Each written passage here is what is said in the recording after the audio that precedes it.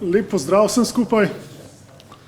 Danes je prav poseben dan za katedro za sisteme, avtomatiko in kibernetiko. Zelo sem vesel, da smo se zbrali na inauguracijskem predavanju z naslovom Strojna inteligenca z lastnimi prepričanji, hotenji in namerami, ki ga bo pred izvolitvijo v naziv redni profesor predstavil za zdaj še izredni profesor Simon Dobrišek. Dovolite mi, da vam najprej na kratko predstavim kandidatov življenjepis, njegovo dosedanje delo. Torej, Simon Dobrišek je leta 1990 diplomiral, leta 1994 magistriral in leta 2001 doktoriral z področja zaznavanja glasov. Svojo strokovno kariero je začel kot mladi raziskovalec v podjetju Iskra Telematika. Leta 1993 pa se je zaposlil kot asistent na fakulteti za elektrotehniko v Ljubljani, kjer je izvajal vaje pri kar 10 predmetih, ki seveda pokrivajo področje obdelave signalov, teorije informacij, razpoznavanje vzorcev ter govornih in slikovnih tehnologij. Leta 2014 je bil imenovan v izrednega profesorja, od leta 2017 pa vodi laboratorij za strojno inteligenco, ki se osredotoča na raziskave s področji biometrije, strojnega učenja, računalniškega vida in umetne inteligence. Simon je avtor 224 objav, od katerih je 150 znanstvenih, bil je mentor pri 4 doktoratih in objavil več učnih gradiv. Kot gostujoči profesor je obiskal Univerzo Friedrich Alexander v Erlangenu v Nemčiji, ter je imel več vabljenih predavanj na tujih konferencah in tujih univerzah. Sodeloval je pri več projektih, pri čemer je v 8 nastopal kot vodja in koordinator. Prav tako je organiziral več mednarodnih konferenc, med drugim tudi zelo ugledno konferenco IEEE leta 2015. In aktivno sodeluje v več strokovnih društvih. Sedaj pa predajam besedo izrednemu profesorju dr. Simonu Dobrišku, da nam predstavi nekaj o strojni inteligenci, ki ima lastna prepričanja in hotenja. Prosim, Simon. Hvala za besedo. Ja, me veseli, da ste mi dali to priložnost, da bom predstavil to tematiko. Izbral sem neko bolj poljudno, po svoji presoji zanimivo tematiko, ki ni morda tako poznana na področju umetne inteligence, ki je danes izjemno odmevno, popularno področje. Tako da bomo šli nekako skozi to področje in se potem na koncu malo osredotočili na to, kako je Bratmanova teorija ljudi kot nekih namernih sistemov se poskuša tehnološko v nekem smislu simulirati, modelirati in je dokaj zanimiva in smiselna. Tako da jaz bom naredil tak, ne bom predolg, torej do 65 minut nekje naj bi izvedel tele vsebine, torej nek uvod v umetno inteligenco, potem strojno učenje se navezuje na te metode, učne metode, ki se na tem področju uporabljajo.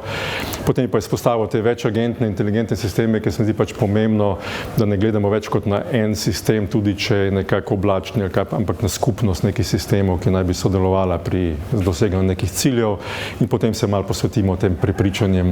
hotenjem in nameram, kako se modelira v nekem smislu, se poskušalo modelirati v nekem kontekstu. Tako da najprej nek uvod. Torej, da bi, to imam tako tudi z teh predmetov študentskih, pa da se začnemo pogovarjati o umetni inteligenci. Inteligenca, zdaj tako kot beseda, kot neka definicija, se navezuje če opazujemo nek sistem na neko inteligentno vedenje, zdaj kaj opredeljuje, da mora sistem izkazovati, da je zmožen učenja iz izkušenj, iz delovanja. Jaz sem rekel, da opazujete sistem, če boste opazili, da naslednjič isto nalogo malo boljše reši, pol očitno se nekaj uči, da to že en tak izkazana ta zmožnost. Zdaj tale mehanizem nekega sklepanja, reševanja problemov, pridobivanja skritega znanja, pomeni pa, da ne rabi nujno nekaj počenjati in samo skozi početje se nečesa naučiti, ampak da je nek notranji proces, ki bogati, plemeniti potem to neko znanje, ki se potem uporabi v nekih zahtevnih okoliščinah in tako. Potem prilagodljivost, če se spremenijo okoliščine, ki jih morda nikoli doživete, videne, da nekako se zna potem prilagoditi sistem. Ključna je pa tudi komunikacija z drugimi sistemi oziroma tudi z ljudmi na nek način. Torej, te neke značilnosti naj bi to vrstni sistemi izkazovali. Zdaj, tako zelo na kratko, pač ključni mejniki na tem področju, pionirji kibernetike, McCarthy bolj pionir nekaj tudi povezan z računalništvom, Norbert Wiener kibernetika. Ključno je, da nekako dojamemo, da vsi ti naši sistemi, ki jih razvijamo, so nekako tako polodprti, malo že matematično skoraj da gledano, odprti sistemi umeščeni v nek univerzalni sistem, ker je okolje polodprti sistem, je neka interakcija s tem okoljem, ampak da ima potem tudi neke cilje, namene in tako naprej, kako neka interakcija s tem okoljem se izvaja, to pač neko povratno, zančno, neko vodenje, neka osnova kibernetike, avtomatike že od nekdaj. No pa kar je tukaj ključno, Alan Turing nekako kot nek tak pionir tudi na tem področju, tukaj so pač neko tako bolj umetniško ponazoritev, kot če je še nek proces, stroj zaporednega urejanja nekih simbolov, na osnovi nekih pravil, neke logike, nekega znanja, nekaj takega. Tako da pač kako vi v nekem smislu gledate tudi na današnji računalnik in tako, da je v principu nekje, če ne bomo šli do kvantnih računalnikov in tako,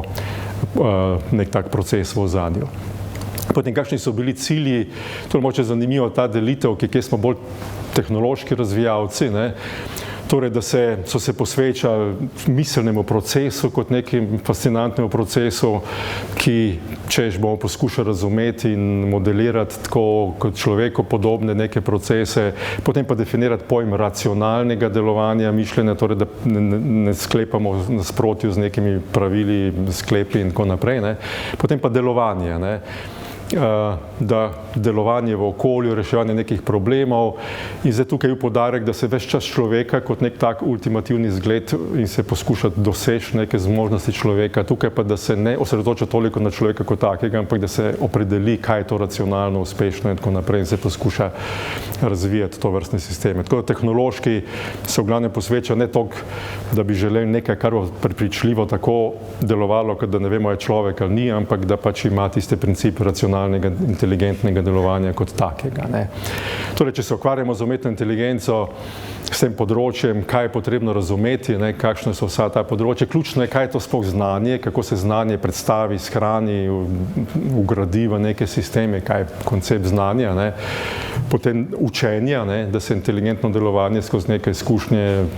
podatkov, narudarjenja in podobno pridobi, potem kako se senzorske čutilne, kaj imamo mi, tudi signale v nekem smislu pretvarjajo neke simbolne jezikovne opise in potem se za te obdelave, kot smo rekli, pri Turingu in tako to nekako v nekem smislu obdeluje, kako se nasplošno s podatki, če so simboli predstavljeni in tukaj se že potem na naravne jezike, na koncept jezika, sporazumevanja in tako navezuje. Tole moče sam izpostavljam, ker študentov vedno nekako razlagam, kot ta neka hierarhični model predstavitev znanja, da pač znanje, češ vedenje, lahko je surov podatek, potem začnemo z relacijami, postane to informacija, potem postane znanje, potem pa na koncu češ modrost, in kaj se na to nanaša, kot zanimivost morda pravim, če nekdo sprašuje ali odgovarja na vprašanje, ki se začne z kdo, kaj, kje, kdaj, v nekem smislu sprašuje za informacijo, ker češ nekaj se zgodilo, da želimo povezati z nekom, to so surove informacije. Če nekdo sprašuje z vprašanjem kako, potem že sprašuje po znanju, kako se je nekaj zgodilo, kako in tako naprej. Če pa postavlja vprašanje, zakaj se je to zgodilo, potem pa češ modrost, ker pa so potem nekaj višja. Te relacije tukaj, ki se nekako spostavlja razumevanje principov, ki se v vzorcih teh opaženih in tako skrivajo. Tako da jaz tukaj bolj kot neka duhovitost rečem, da tukaj morate razumeti, zakaj je tako ključno in pogosto vprašanje, ki jih imajo tudi mali otroci, zakaj, Zato, ker pač želijo ne zdaj modrost, ampak to više v nekem smislu znanje, veščine in tako pridobivati. Torej, kako se znanje modelira, predstavi v tovrstnih sistemih na mnogo različnih, torej kaj je znanje, lahko so že kar neke relacijske podatkovne baze, tabele ali kaj takega, ker spostavlja neke odnose, lahko so logična pravila, produkcijska pravila in v tej povezavi so bili ekspertni sistemi, ki so vsebovali tovrstno znanje, potem kakšno besedo, potem ontologija, semantična, pomenska omrežja, ker mi pač svet dojemamo, modeliramo tako kot neka prostor nekih objektov, subjektov v nekih relacijah, in potem je to grafno v nekem smislu smislu lahko kot znanje, vedenje o svetu, o okolju in tako naprej. Potem pa implicitno modeliranje s strojnim učenjem, to je pa tako, da danes, ko imamo ta globoka nevronska mreža in podobno, zdaj kje je tisto, kako zmodelirano znanje v tistih nevronih utežeh, pa tako ni nujno zelo razvidno, ampak je posredno pač to znanje v tem sistemu implicitno zmodelirano. Potem generativni podatkovni modeli, ko se v bistvu češ, kaj naj bi iz česa nastalo, v katero smer, ne, in se potem lahko tudi to, kar se danes pogosto uporablja, neke podatke, informacije umetno generira. In zadnje zelo popularne, pač bolj kot termin, te nevronska omrežja, globoka nevronska omrežja kot modeli, bomo potem nekaj o tem rekli. Potem pa tudi modeliranje naravnega jezika, ne, kaj zdaj, če začnem delati z besedami, z besedili in tako, kako zdaj, kaj je to neko znanje, kako je to izraženo, predstavljeno in kaj s tem počenjati. To je pa tako provokativno ali ne, ampak je zanimivo na področju umetne inteligence, se tudi izpostavlja pojem umetne neumnosti, pa naravne pa tako, pa zakaj je sploh pomembna, ne, in je taka zanimiva mogoče tematika. Torej, kaj je naravna neumnost, so zelo opredelili, ne, torej, če ne upoštevamo dejstva doživetih izkušenj pri nekem mehanizmu sklepanja, odločanja in tako naprej, ne bom našteval vseh teh definicij, torej, če je izkazano neko tako vedenje, tudi notranje razmišljanje, neke sklepi nasprotju s tem.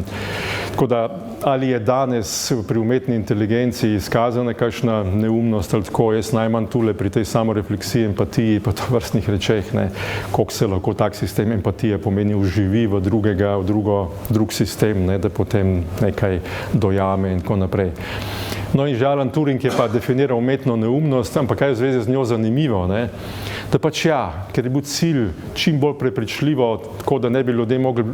da je bila umetna inteligenca doumeti, a imajo pravka z aktivnostmi, ki jih izvaja rezultati človek ali stroj in tako, ne, je pač rekel, ja, ampak ljudje pač niso, recimo vsaj pri zahtevnih aritmetičnih, logičnih, računskih operacijah pa tako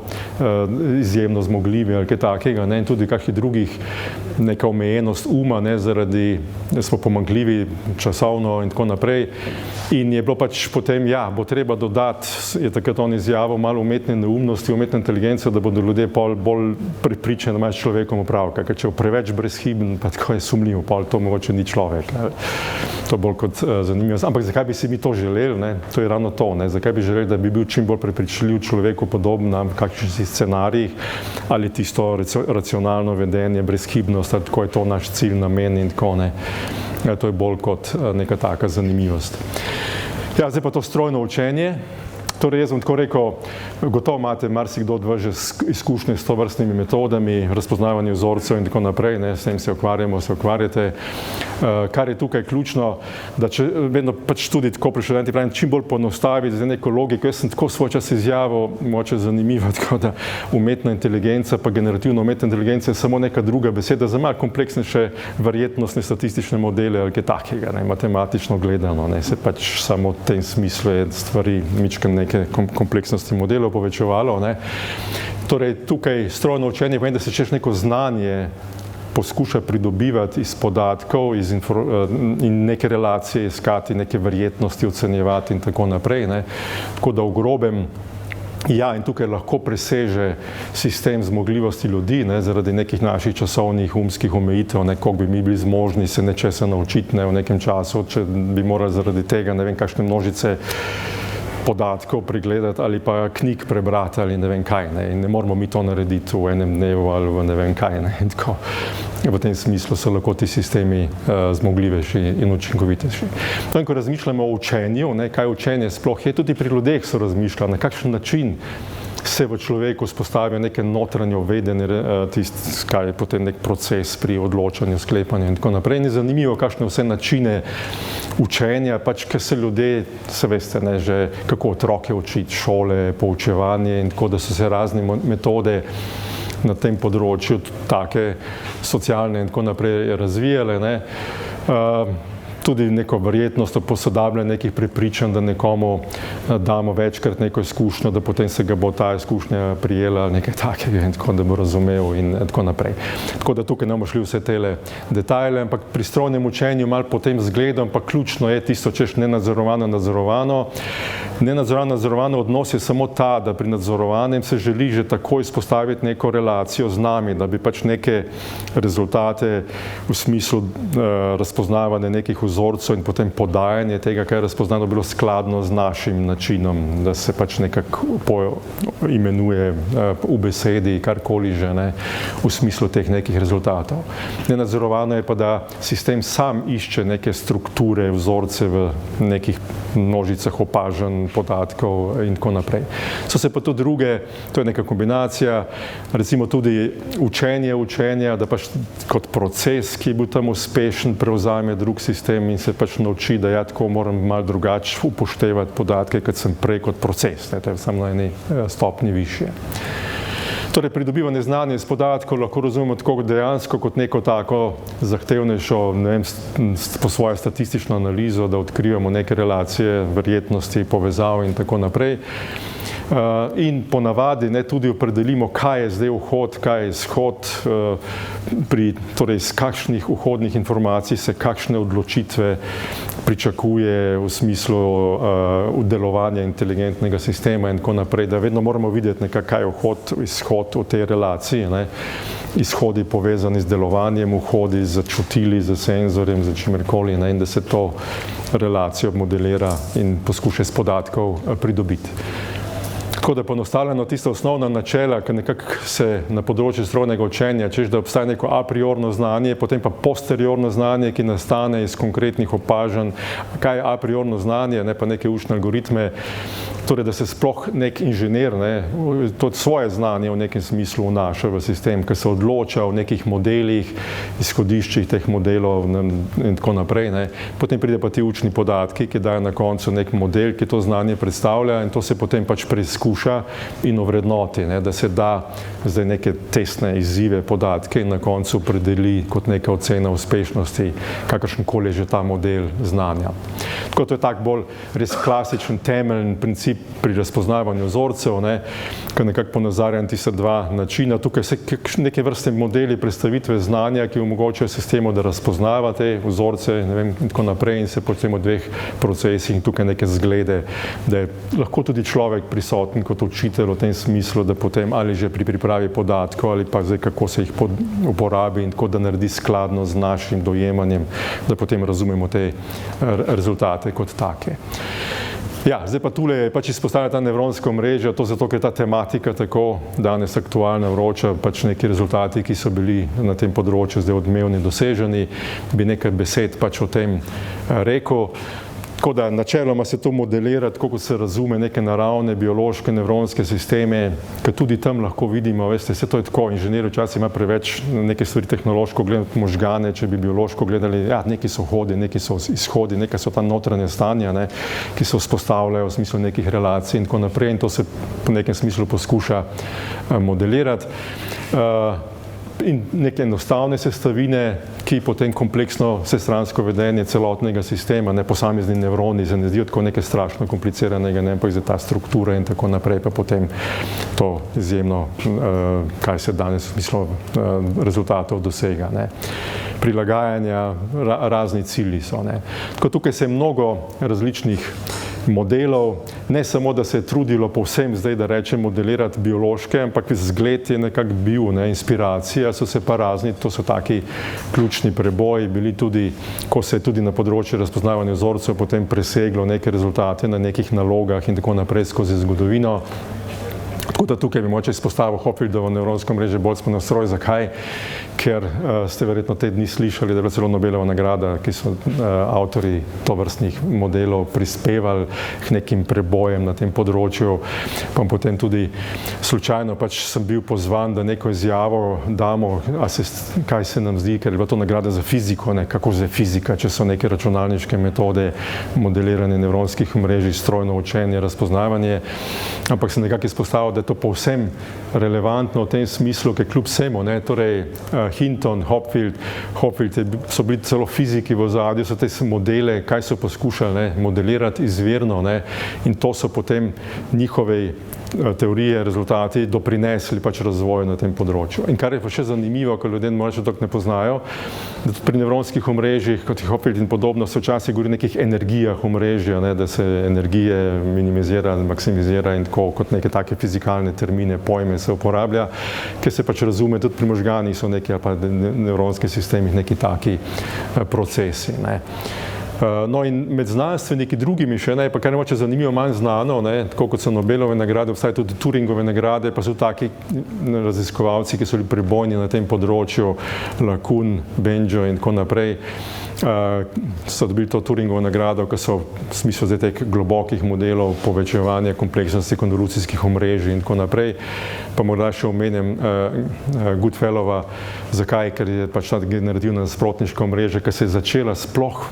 praksa generativne umetne inteligence, da tvori neke vzorce, ne samo da razpoznava, razvršča neke relacije,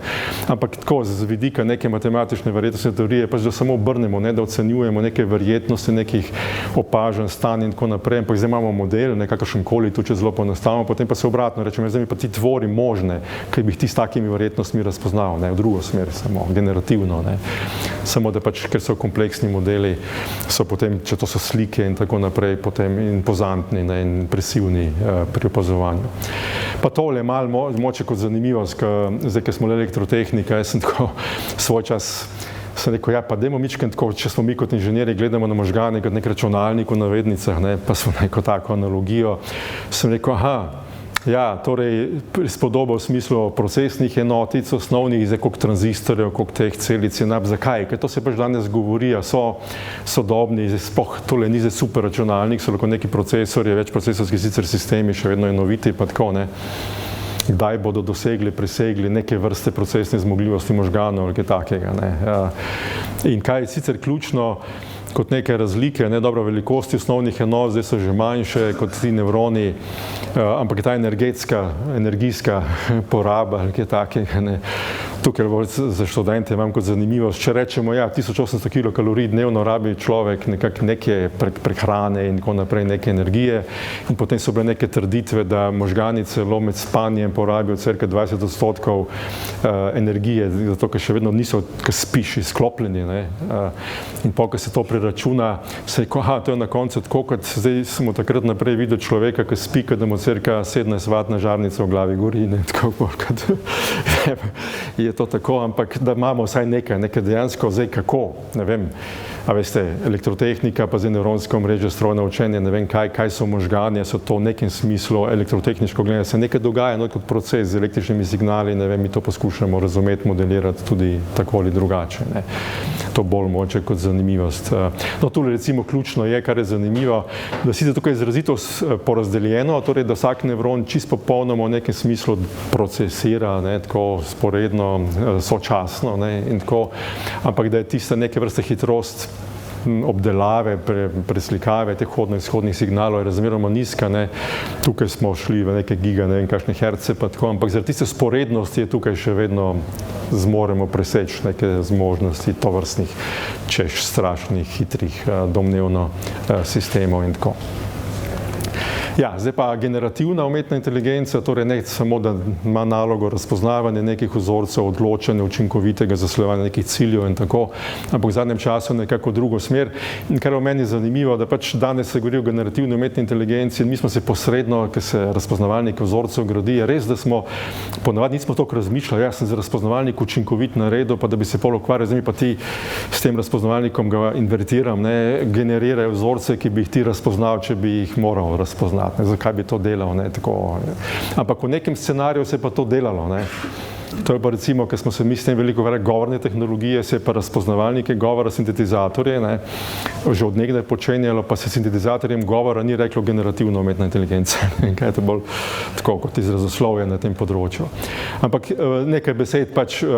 govorjeni jezik, da so neki taki zaporedni naključni procesi in to je zdaj pomembno, ker tudi ta sodobna povratna nevronska omrežja za delo na nizih nekih tudi lahko simbolnih predstavitev, pa tako, ne. Da tudi jaz tako rečem, ja, zakaj se mi s tem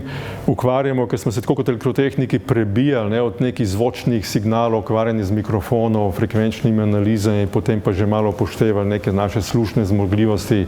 ki jih predpostavljamo, ker pač ljudje smo zmogljivi v nekem smislu pri razpoznavanju zvokov in tako, ne. Potem pa že jezikovno modeliranje v smislu teh nizov, to so pa že te bolj glasoslovne, jezikoslovne teorije, ne, pa glasovi, besede, potem sintaktično, potem pa pomenske enote, pa tako, kako se to sestavlja, ampak da že takrat se razmišlja toliko obe smeri, ne. Lahko imamo nalogo, dam ti zvok, pa mi pretvori v tekst, ne, ali pa dam ti tekst, ne, pretvorim, ja, pa ne samo tekst, tukaj smo že sisteme za dialog, ki ni tako kot ChatGPT, seveda je bistveno manj zmogljivo ozje za neka področja, lahko pa tudi neke pomenske želje, ne, kaj naj pove, ne dobesedno, kaj naj pove, ampak vsebinsko, kaj naj izrazi, se to od nekdaj že počenjalo. Tako da pri govorjenem jeziku sam ponazoritev, in to se sam kompleksnost moče v kontekstu tega početja pri nas, da to razumemo kot neke kaskado determinističnih od nedeterminističnih verjetnosti končnih avtomatov, tako kot tule, da so neka stanja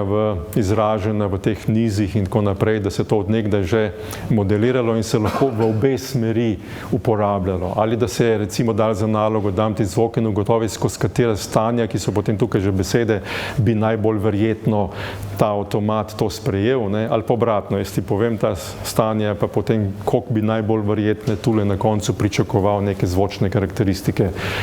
In to so pač bili ti naši, tudi sodelovanje z kolegi v Alpineu, pa tako, da so bili neki sintetizatorji govora, ki so se naučili govora iz poslušanja v navednicah govorcev, ne, iz nekih statistik, so razmerno prepričljivo delovali. No in to, kar se pa danes v bistvu nadgrajuje, samo kompleksnost tega modeliranja principov, torej globoki akustični jezikovni modeli, pa celo end-to-end modeli, ki se postavi matematično strukturo teh modelov, ampak se ne strukturira tako sistematično, da se mu ukvarjal z neke vrste podbesednimi enotami, glasovi, potem kako se glasovi besede sestavljajo, pa tako naprej, ne, ampak da se da na vhod zvočne signale, pa kaj pričakujem na izhodu kot rezultat, kot nek niz, lahko že dobesedno tekst. Lahko bi že bilo v končni fazi v skrajnem primeru tudi pomenska to interpretacija ali kaj takega, ne, in potem v eno drugo smer in tako. To so pač ti zadnji trendi z temi globokimi nevronskimi mreži. In v tem kontekstu, ker sem se tudi sam veliko s tem ukvarjal, bi izpostavil nedavni projekt, lani nekako zaključen,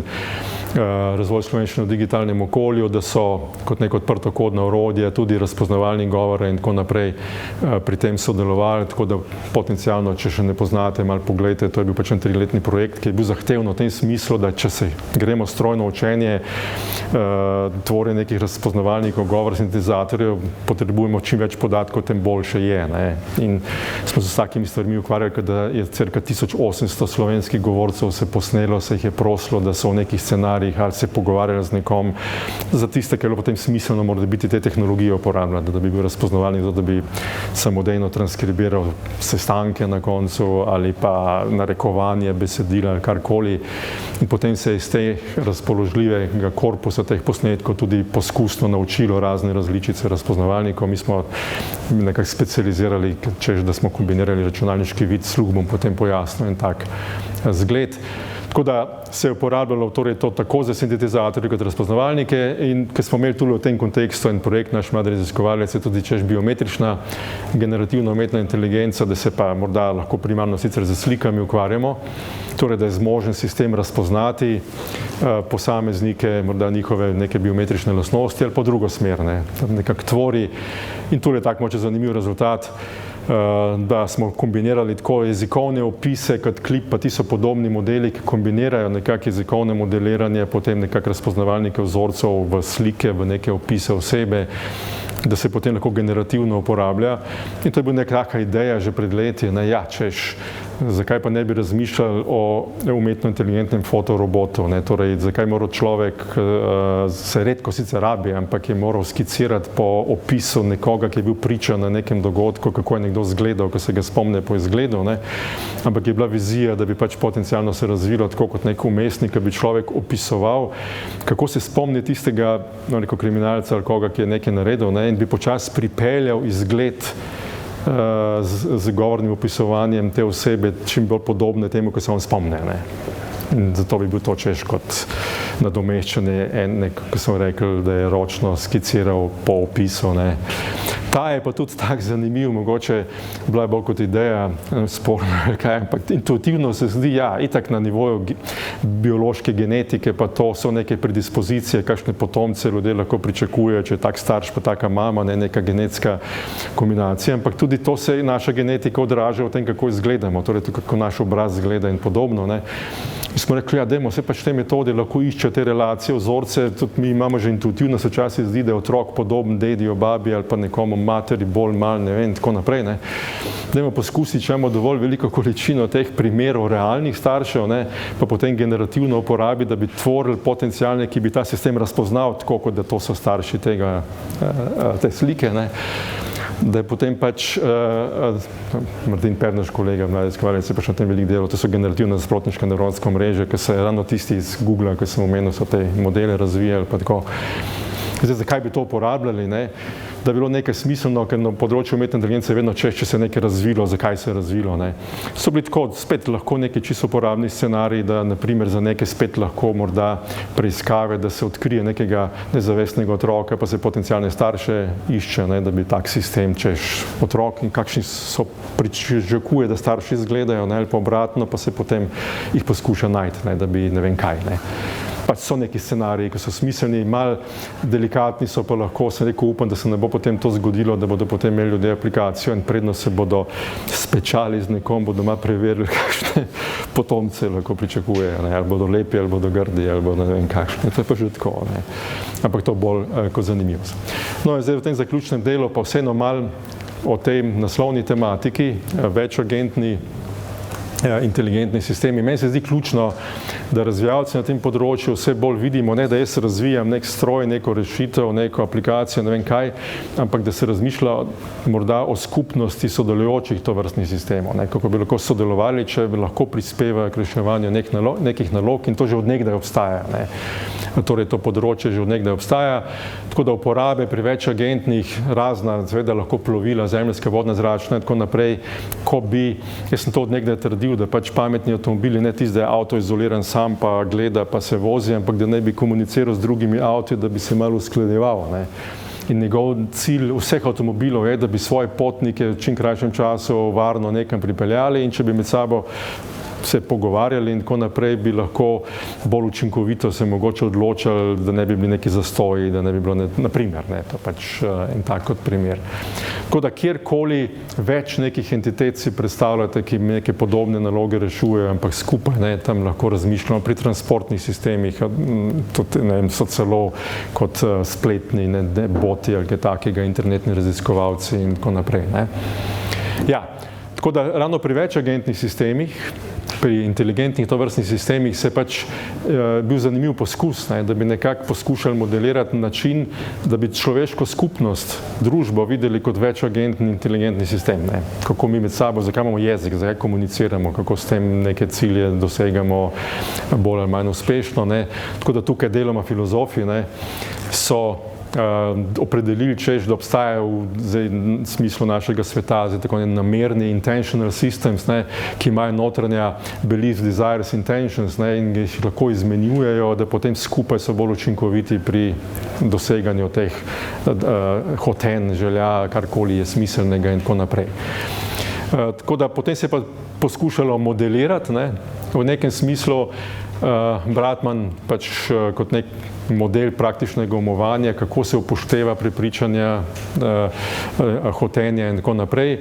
Pa je bilo še to zanimivo, ja, da namerni sistem prvega reda ima samo prepričane želje, hotenja glede okolja, v katerem delujejo, pa ciljev, pa tako, nima pa prepričanih želja glede prepričanih želja, da je pač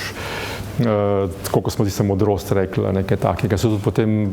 Bratmanov namerni sistem drugega reda nekako opredelili. No, jaz vedno imam rad, da čim bolj preprost zgled dam, da samo tolmačimo na ta način morda nekaj, kar imamo tako že izkušnjo, da je čim bolj enostaven, ker bom rekel tudi na ustnih izpitih, pa tako rečem, pač razloži mi tako, kot če bi moral nekemu otroku, sošolcu razložiti, da bo razumel, kaj je bistvo tistega razloženega, vprašanega, potem tudi sam dobro razumeš in da so neke take čim bolj zgledi. To je nek tak moče zanimiv zgled, ker smo elektrotehniki in tako, da češ namerno stikalo,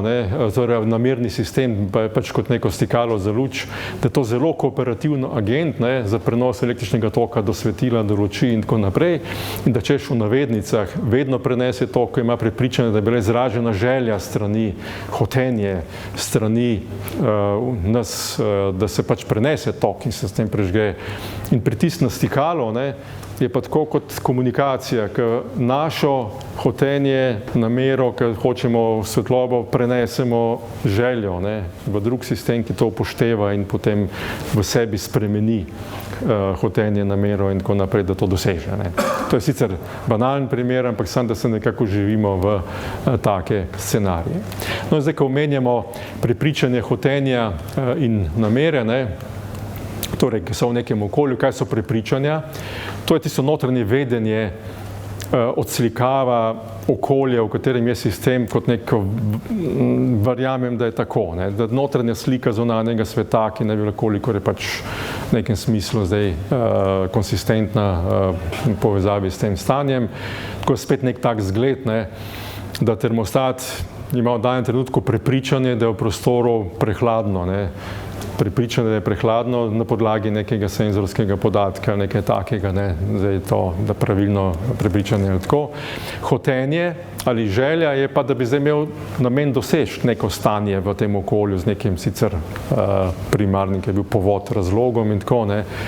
torej, da bi želel ogreti prosto neko temperaturo, ki je nastavil človek in namera je pa potem konkreten nekaj tudi lahko načrt namere, lahko sekvenca nekih akcij, ki bi jih naj izvedel, da bom dosegel tisto izpolnjeno hotenje, ki jo imam, glede na prepričanja, ki jih tudi imam, ki odražajo neko stanje za dosego teh ciljev.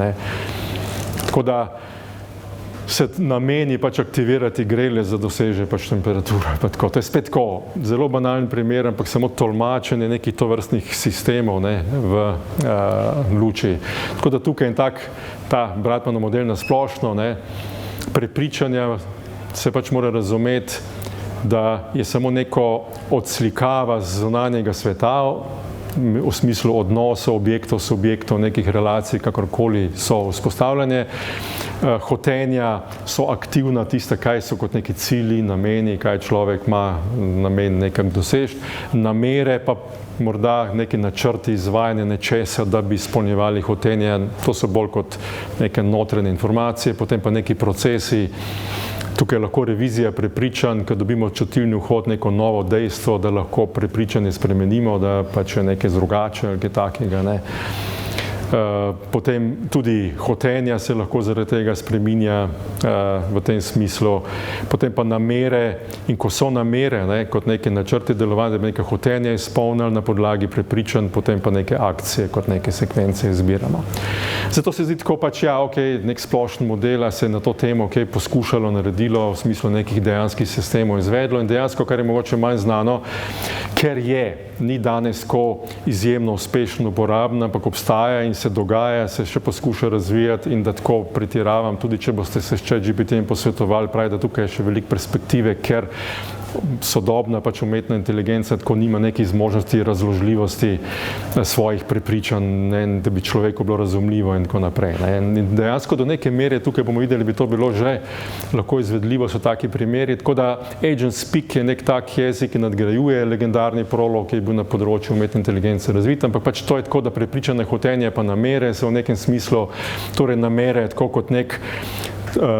hotenje s klicajem, tole je treba doseči. Prepričanje dodaj, da je tema v sobi, plus je dodajanje prepričanja, klicaje dodajanje hotenja, namera je pa, če se tole zgodi, da je bil dodan hotenje, potem pod pogojem, da je prepričanje tako pa je tako, potem se namera odraža v tem početju. In to so prav taki zgledi v Agent Speak in tak preprost primerček, mogoče bi ga lahko potem tolmačili tule študentom, tako kot prolog znajo tolmačiti, tudi tale Agent Speak, da je to celoten program, ki v sicer nekem simuliranem manjšem okolju simulira delovanje celo lahko večjih čistilnih robotov, ne, ki hodijo češ po prostoru, se premikajo in če naletijo na smet, da jo potem prenesejo v smetnjak. Tako in da tukaj bi lahko tolmačili, ne, ja, če se je dodalo prepričanje, da je na lokaciji, ki je spremenljivka,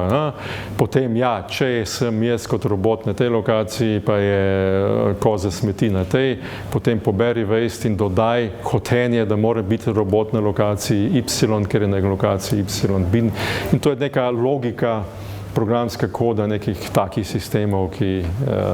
čim bolj poenostavljeno sicer, ampak samo da odraža v bistvu koncept tega Agent Speak jezika. Ne. Zdaj,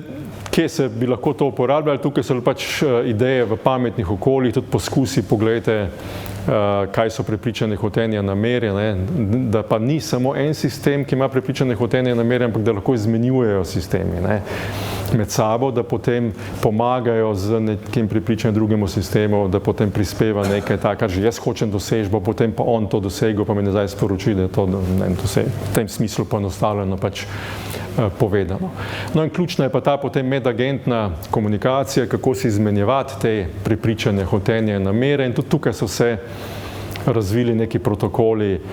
tako kot da se dobesedno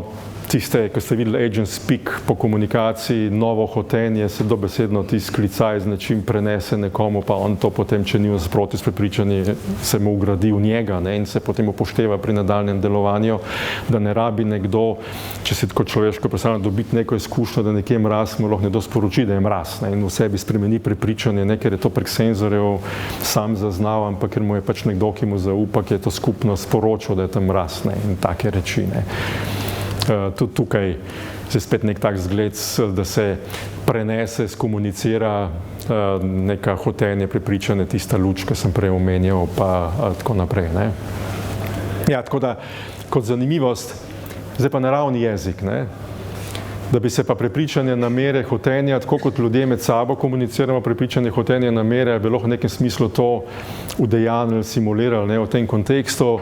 in je zanimivo, ne, da pač se je že poskušalo, da se bi pretvorilo z naravnim jezikom izražene želje, namere in hotenje v ta format Agent Speak ali kaj takega, da se potem spremeni notranje stanje nekega sistema in tako, ne s pomočjo velikih jezikovnih modelov, ki veste, da vam lahko pišejo razno programsko kodo in tako naprej, ne.